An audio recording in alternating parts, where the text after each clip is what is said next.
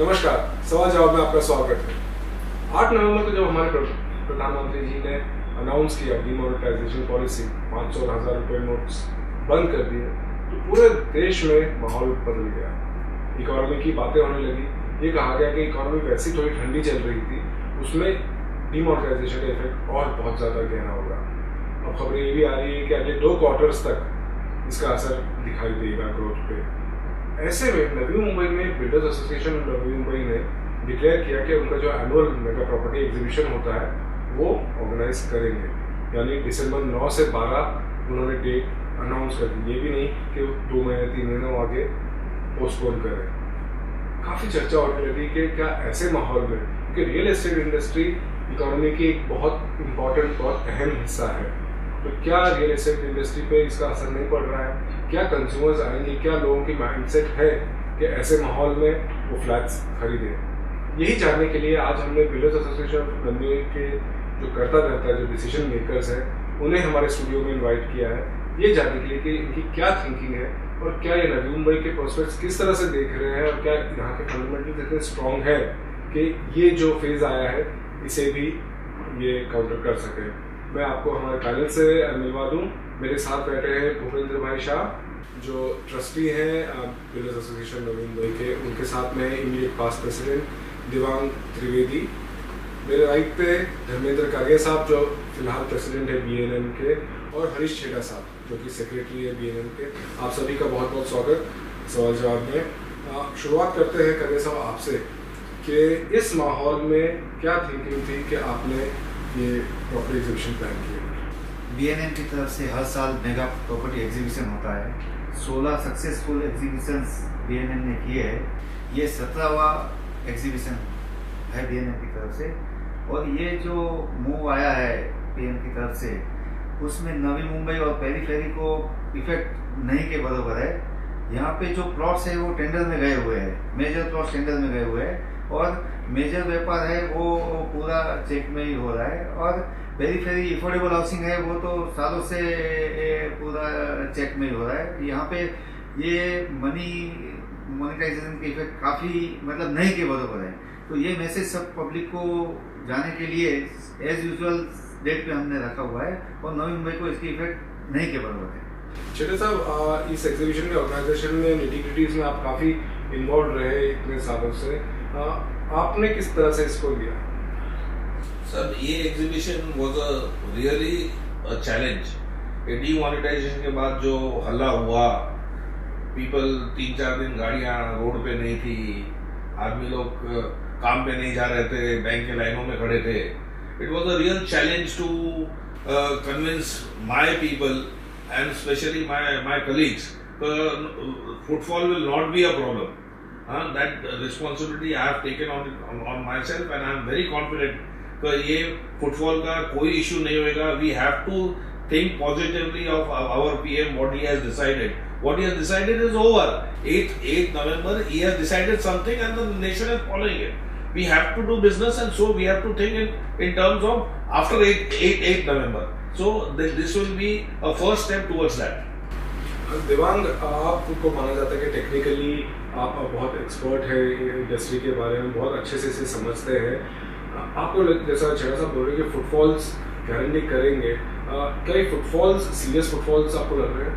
I feel this time we'll have the most serious footfalls. Number 1, ये short term challenges है, और ये challenges को ओवरकम करने के लिए there are n number of process and steps which the government is taking.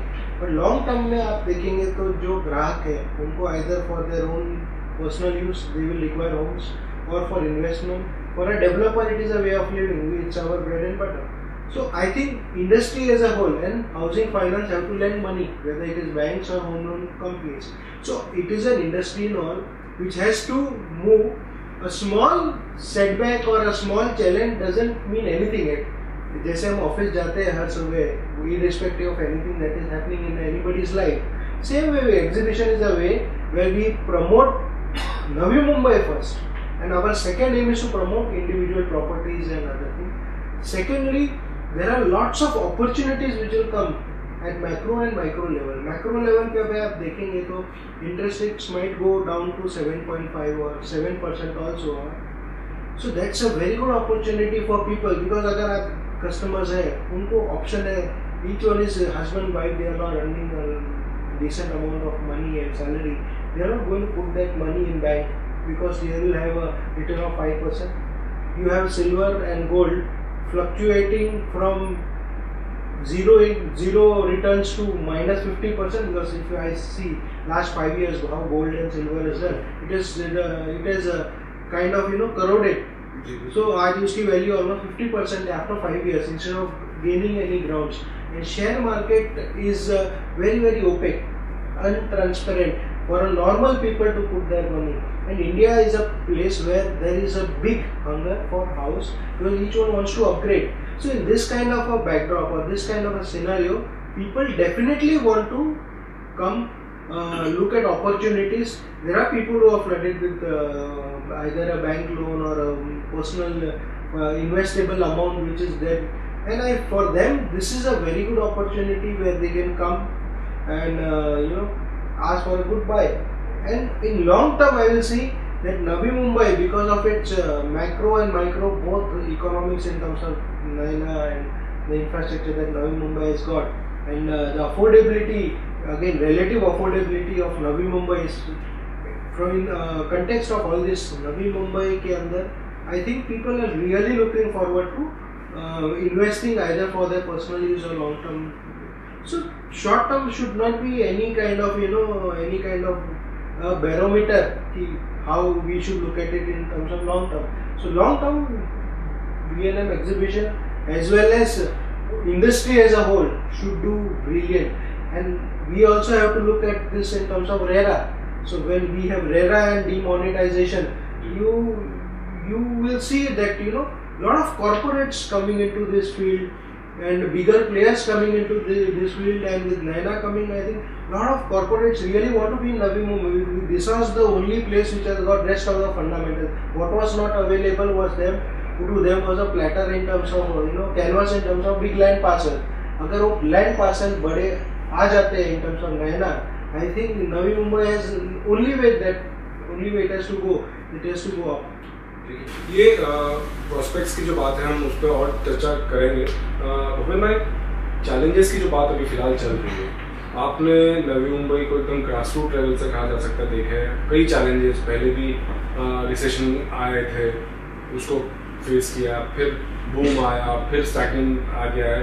अलग अलग चैलेंजेस आपने देखे हैं. ये चैलेंज जो फिलहाल है उनके कंपैरिजन आप कितना देखते हो उसको? हम जब चैलेंज की बात कर रहे हैं तो पहले मैं तो 90 से यहाँ पे हूँ. 94-95 में बहुत बड़ा बूम आया था. उसके बाद 95 से लेके 2000 तक बोलेगा तो जो BMW में घूम रहे थे कार के अंदर PSP में घूमने लगे. वो भी टाइम हमने देखा है. 2000 के पास ट्रेंड स्टडी मार्केट आगे बढ़ के 3, 4, 5, 6, 7 तो 7 में मार्केट आगे बढ़ी. 7-8 के बाद वापस एक स्टेबल हो गया. वापस 9-10 के अंदर मार्केट वापस न्यू अप एंड अप जाती रही. और जो अभी तक के आप चैलेंज क्या बोलते हैं, ये जो नोटबंदी के कारण, ये नोटबंदी का इफेक्ट नवी मुंबई में गिर नहीं सकता. क्यों कि देखो यहाँ पे जमीन 2 प्रकार की है, या तो टेंडर है या तो 12.5%. 12.5% जो लैंड है, जो पीएपी को जो कॉम्पेंसेशन लैंड दिया जाता है, उनको पिताजी के आई हुई जमीन है तो वहां पे एक तो टैक्स नहीं है, तो उनको कैश लेने का सवाल नहीं है. और कौन सा बिल्डर वो रिस्क लेगा कि उनको कैश देगा, राइट है. तो ये जो बेनिफिट के कारण नवी मुंबई के अंदर कैशलेस बोला जाता है. अभी कैशलेस तो अभी 8 तारीख के बाद सुन रहे हैं, लेकिन नवी मुंबई ऑलरेडी कैशलेस है. क्योंकि यहाँ पे तो टेंडर है या तो पीएपी है. पीएपी का जो लैंड है, मैंने जैसे आपको बताया कि वहां पे इनकम टैक्स है ही नहीं, क्योंकि कॉम्पेंसेशन लैंड है नंबर 1, दूसरी खेती की जमीन है. तो इसी के कारण कोई अपन को एग्जीबिशन पोस्टपोन करना, और जो हमारी ब्रांडिंग है इतना सालों से 16-17 सालों, ये हम दिसंबर में करते हैं, ज्यादा से ज्यादा जनवरी में करते हैं. तो इसके अंदर हमको लेट करने को कारण नहीं है. और इसके अगर हम लेट करेंगे या ये करेंगे, 2-3 मत आए भी कि भाई अभी ये माहौल में मत करो, ये नहीं करो, तो हमने उनको समझाने की कोशिश की कि भाई नवी मुंबई में इसकी क्या करते हैं. नवी मुंबई में बिल्कुल इसकी इफेक्ट नहीं है. और देखो अच्छी खबर आई अभी 3 दिन पहले ही अभी नैना जो सीएम साहब ने सिग्नेचर करके अप्रूव किया है, ये बहुत अच्छी निशानी है नवी मुंबई की और बहुत बड़ा बिजनेस को ये नवी मुंबई में दिख रहा है। उसका मैं आपको कारण बताऊं, आज नवी मुंबई में जो टेंडर जा रहे थे 1 लाख, 1.5 लाख, 2 लाख रुपए मीटर, 2.5 लाख मीटर, तो इसके अंदर आप अफोर्डेबल तो था ही नहीं ना। ये भाव में जमीन लेके उसके ऊपर अच्छा कंस्ट्रक्शन करके अगर अफोर्डेबल जो नवी मुंबई में आदमी एक एक्सपर्ट के साथ आता था, यहाँ पे मेरे को 4,000 5,000 के भाव के अंदर फ्लैट मिल जाए और मेरे बजट में मिल जाए 20 लाख 25 लाख से लेकर ज्यादा से ज्यादा 60 लाख, तो जो लास्ट 6-7 साल 8 साल से जो सिनेरियो हुआ या टेंडर में पकड़ो या 12.5 में पकड़ो, तो लैंड का प्राइस इतना भाव बढ़ गया कि अफोर्डेबल नहीं था। जो भी मेरे को अच्छी सेंस दिख रही है वो नैना के अंदर दिख रही है। नैना में मेरे को ये चीज दिख रही कि जो आशा के साथ लास्ट हमारे 6-7 एग्जीबिशन से आते थे, तो कितने से मैं बात करता था आप क्या आशा लेके आए थे, क्या है क्या नहीं, क्योंकि हम लोग थोड़ा मैनेजमेंट में रहते हैं तो घूमते करते हैं तो बात करते थे। हम तो आशा के साथ आए कि नवी मुंबई में हमारा भविष्य अच्छा है, इतना अच्छा इंफ्रास्ट्रक्चर है, ये है, इतना 200 एकड़ का तुम्हारा ये है तो हमारे, लेकिन हमारा तो ये तो स्कोप ही नहीं। अभी ये एग्जीबिशन में उनके लिए एक बहुत बड़ा प्लेटफॉर्म, क्योंकि अभी अप्रूव हुआ, हालांकि हम तो 2-3 साल से बात करते थे, 3 साल से सिडको ने भी प्रोसेस किया, मंत्रालय में भी रुकी हुई थी और अभी ये जो चीज आ गई है, तो ये नवी मुंबई में इतना लंबा स्कोप देख रहा हूँ, इतना लंबा स्कोप देख रहा हूँ। दूसरा, नैना के लिए सिडको ने 700 करोड़ रुपए इंफ्रास्ट्रक्चर के लिए, कौन सी म्यूनिसिपालिटी, कौन सी गवर्नमेंट है जो 700 करोड़ नैना इधर डिक्लेयर हो रहा है और 700 करोड़ रुपया रख रहा है। दूसरी, कल ही मैंने पेपर में पढ़ी तो सेंट्रल गवर्नमेंट से 1900 करोड़ रुपया, 19,000 करोड़ रुपया इंफ्रा के लिए इधर आ रहा है, बिकॉज वो आ रहा है एयरपोर्ट के लिए, एयरपोर्ट के आजू बाजू के लिए, JNPT के लिए, यहाँ पे वेयरहाउसिंग के लिए, ऑल ओवर इंफ्रास्ट्रक्चर के लिए। तो ये रियली नवी मुंबई के लिए सुवर्ण संधि बोला जाती है कि ये बहुत सुवर्ण संधि है और इसमें एग्जीबिशन पोस्टपोन करने को कारण नहीं है। मैं इतना आशावाद हूँ कि हर एग्जीबिशन से शायद इस टाइम पे, भले सेंटीमेंट खराब है उसमें तो मैं ना नहीं बोल सकता हूँ कि लास्ट 15-20 दिन से जो माहौल है मार्केट के अंदर, चाहे सोने चांदी की बाजार रहे या IPMC मार्केट रहे, मैं तो सबके टच में हूँ, या रियल एस्टेट रहे, सभी बिल्डर रहे, एक अनसर्टेनिटी है कि भाई क्या होगा। इसका मतलब कि वो सेंटीमेंट खराब है, सेंटीमेंट खराब है उसका मतलब मार्केट खराब है, उसका मतलब घर की डिमांड कम हो जाएगी, ऐसा नहीं। अगर घर अच्छी प्रोडक्ट में अच्छी चीजों में आएगा तो डेफिनेटली नवी मुंबई में जो निराश होके जो 4-5-6 एग्जीबिशन से जा रहे थे बजटेबल हाउसिंग वाले, ये जिनका बजट 20 लाख से लेके 50 लाख या 60 लाख थे, इतना मुझे खातरी है ये टाइम वो लोग निराश होके नहीं जाएंगे, इतना मुझे मालूम है। नंबर 1। दूसरा, ये सिडको के अंदर नवी मुंबई के अंदर आज तक क्या था, 1000, 2000, 3000 या 4000 मीटर का प्लॉट निकल रहा था टेंडर में भाई। 12.5% में भी प्लॉट मिलते थे तो कितना मिलते थे, 500 मीटर, 1000 मीटर, 2000 मीटर, 100 मीटर, 2 ज्यादा से ज्यादा मैक्सिमम 5000। तो जो बड़ी बड़ी कॉलोनी, सिटी के हिसाब से बड़ी बड़ी कॉलोनी आनी चाहिए, या तो कॉलोनी सिडको के अंदर खुद ने बनाई वो कॉलोनी है, या एक NRI कॉलोनी है, या एक फार्म हाउस है। आज उसको छोड़ के कोई कॉलोनी नवी मुंबई में आई ही नहीं, क्योंकि सिडको ने ऐसे बड़े प्लॉट नहीं निकाले। ठीक है, खैर मार्केट के हिसाब से सिडको को चलना चाहिए, उन्होंने नहीं निकाले, बात बराबर है। लेकिन अभी ये नैना के अंदर 25 एकड़, 30 एकड़, 40 एकड़, 100 एकड़, हो सकता है 150 एकड़, 200 एकड़ की बहुत बड़ी बड़ी कॉलोनियां, एक जिसको कॉम्प्लेक्स बोलते हैं, मतलब NRI से 10 गुना बिसाइड टाउनशिप कि जैसे वो थाना में थी, इधर थी, तो ये बहुत बड़ा स्कोप मुझे तो दिखाई दे रहा है यहाँ पे। ऐसे मैं बिल्डर हूँ, इसके लिए मैं तो एज ए कंज्यूमर के हिसाब से सोचता हूँ कि मुझे ये बजट में चाहिए तो मुझे क्या चॉइस, मेरे को चॉइस चाहिए, अच्छी स्कूल है, अच्छी कॉलेज है, जो ऑलरेडी अपना एजुकेशन हब है, प्लस यहाँ से गार्डन है, जो एक पब्लिक को रहने के लिए जितनी एमिनिटीज चाहिए हर चीज नवी मुंबई में। लेकिन फंडामेंटल्स जो आप बोल रहे हैं कि काफी स्ट्रांग है, प्रोस्पेक्ट्स के हम और डिस्कस करेंगे। अब ब्रेक में जाने के पहले मैं करें साहब ये पूछना पड़ेगा कि रियल एस्टेट इंडस्ट्री की जब बातें आती है तो कैश कंपोनेंट की अक्सर बात होती है, 60-40, 70-30 उस टाइप की बात आती है, इसलिए कहा जा रहा था कि रियल एस्टेट इंडस्ट्री पे इफेक्ट होगा क्योंकि कैश कंपोनेंट के ऊपर धक्का मिला है। उस पे आप लोगों की राय क्या है, करिए सर आप क्या कहेंगे? कैश कंपोनेंट का सुनने में आ रहा है, व्यापार भी सुने हैं, लेकिन वो नवी मुंबई में नहीं है। नवी मुंबई में मेजर लैंड है, वो टेंडर की है, और नवी मुंबई शुरू से ही जीरो भाव से शुरू हुआ और काफी कम मार्जिन में, लेकिन पूरा वाइट से शुरू हुआ है और अभी तक जो ट्रेड हो रहा है पूरा वाइट ही हो रहा है। तो नवी मुंबई में उसका चलन नहीं के बराबर था, इसीलिए हम लोग निडर होकर बैठे कि ये मोनेटाइजेशन की इफेक्ट नवी मुंबई को नहीं है। मैं कंज्यूमर के हिसाब से पूछ रहा हूँ देवान के लोगों का ऐसा रहता है कि भाई हम इतना व्हाइट में देंगे, इतना ब्लैक में देंगे, जो नॉर्मल ट्रेंड अक्सर जगहों पे होता है। नवी मुंबई में शुरू से जैसा देखा कि बहुत ज्यादा वो ट्रेंड नहीं रहा है, फिर भी क्या परसेंटेज आपको लगता है कि उस पर?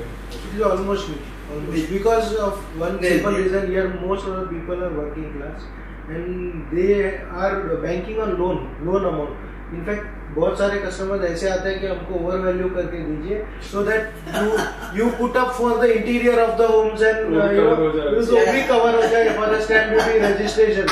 That is a challenge for us. Yeah. And even housing finance companies, if you ask them, by and large 90% of them, they are now funding up to 90%. They want to go up to 100%. So बैठे तैयार है वो, because उनको भी funds है तो उनको कहीं ना कहीं उसका सदुपयोग करना है। चलिए साहब, आपको जिस तरह से ऑर्गेनाइज कर रहे हैं, तो जैसे कहा गया कि कुछ लोगों को डेवलपर्स में भी एक आशंका होगी कि भाई सही टाइम है कि नहीं है, और उन्होंने आपसे इस बारे में कुछ बात की, कैश कंपोनेंट का असर पड़ सकता है उनको या कस्टमर्स के हिसाब से?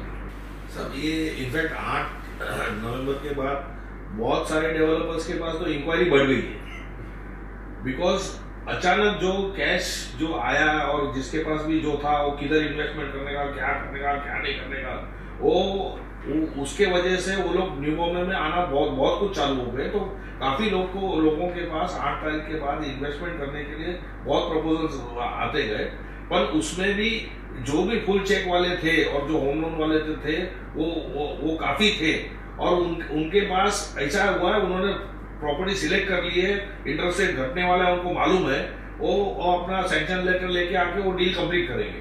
तो इनफैक्ट 8 तारीख के बाद इंक्वायरी इनफैक्ट लोकल लेवल पे बढ़ गई। ये इंटरेस्टिंग बात कही है भूपेंद्र भाई कि ये खबर भी अक्सर आई थी लोगों से कि क्योंकि कैश कुछ लोगों के पास था, तो ऐसा आया कि कुछ डेवलपर्स एक्सेप्ट कर रहे हैं कि ठीक है भाई आप कैश दे दो हमारे को और बुकिंग्स कर लो, उसकी वजह से भी इंक्वायरीज हो रही है। नहीं, ये बात में कोई तथ्य नहीं है। ये जो सुने बातें, मेरे पास भी ऐसी बातें हैं, जैसे आप बात करते हो ऐसी बातें मेरे पास भी है। अगर मेरे पास भी ऐसी प्रॉपर्टी है तो मेरे पास तो ऐसा कोई नहीं है भाई। हमारे पास आते थे जो चेक है चेक से लेके जाओ, बाकी ऐसा कोई मेरी नजर में तो नहीं आया कि कोई बिल्डर ने ऐसा किया है। क्योंकि अगर समझो बिल्डर कैश लेता था, राइट है, उसको भरना चेक में, तो कहाँ से उसको सर्वाइव होता था।